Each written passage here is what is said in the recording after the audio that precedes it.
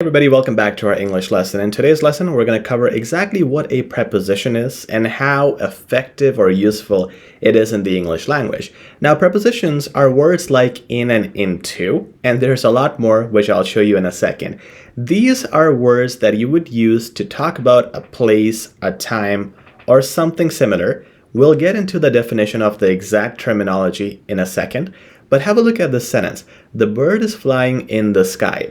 So a lot of people use this incorrectly. They would say on the sky or at the sky. And that's why you need to understand the correct prepositions so you know exactly what to use in what topic. And that's what I'm going to aim to tell you today.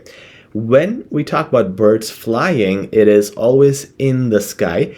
You can almost think like it's inside the sky, like it's inside something, which is awkward, but that is how we would put that for flying creatures like birds. They would fly in the sky.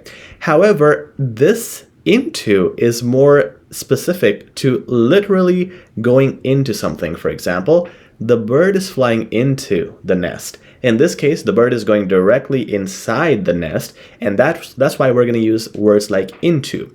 Can you guys think of any other examples of into? Comment down below, let me know. Now, let's talk about the real usage, the main usage where prepositions come in handy. When we talk about time, we say in, on, at. We'll look at some examples. For now, remember this concept. When we talk about when, time, we use in, on, or at. When we talk about places, where something is, we use the same things, in, on, and at.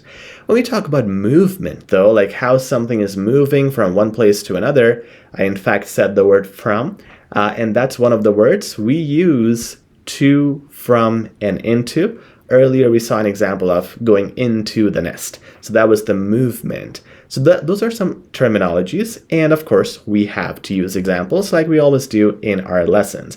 When we talk about time, let's look at this sentence. We're going on vacation in August. With months, you use in. In this case, you saw with in August, just before August, you use the word in, and that's the preposition relevant to time.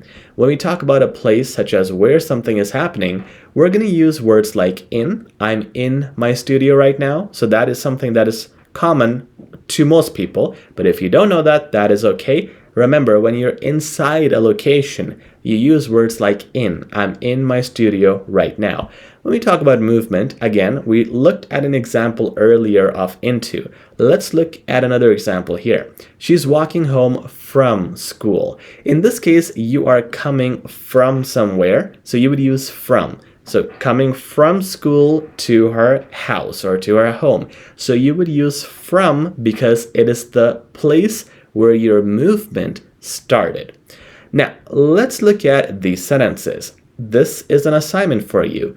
Can you identify which words are prepositions in these sentences? Pause the video, try to spot them. Let's see if you get them right. And I'm going to now move on to the answers. So pause the video if you haven't already. And here are the answers. First sentence, I took them to the beach. To, again, is the movement. Now this time you're going there. So you're going to use the word to show that you are going in that direction. She finishes work at 3 p.m. Timing, you always want to use words like at. This is when it is exact. At 3 o'clock, at 5, at 7. Use at with the exact time. Now when we talk about this sentence, the cat is sitting on the roof. It is on top of the roof. So it's a place. You would use the word on with place, especially when you're talking about the surface of the roof or the car. Next sentence, I'll meet you at the corner. Corner, again, you have different ways to express places. However, when you refer to corners or at a certain spot, use words like at, and this was the preposition in this specific sentence. Now, let's look at prepositional phrase. It's not something you need to have examples of or memorize. This is just a concept in English language, and we might come back to that, so it's just important to learn the definition and see what it is. Let's look at the sentence. She was sleeping in her bed.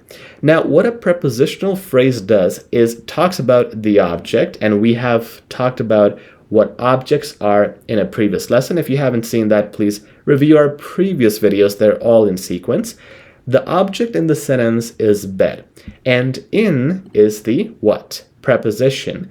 Now we have in her bed, this has the preposition and this has the object. So this phrase by the way, is a part of the sentence. It could be a few words, could be many words, a part of the sentence. So this phrase contains the object as well as the preposition. We call something like this a prepositional phrase. It talks about the preposition, its object, and defines the situation where the action is happening, in this case in her bed. So that's just the concept. You don't need to worry too much about it, but it's handy later on if you refer to prepositional phrases later. Our next lesson is conjunctions, so please subscribe, like, and share. That is an important lesson if you want to build your tone and flow. We'll talk soon.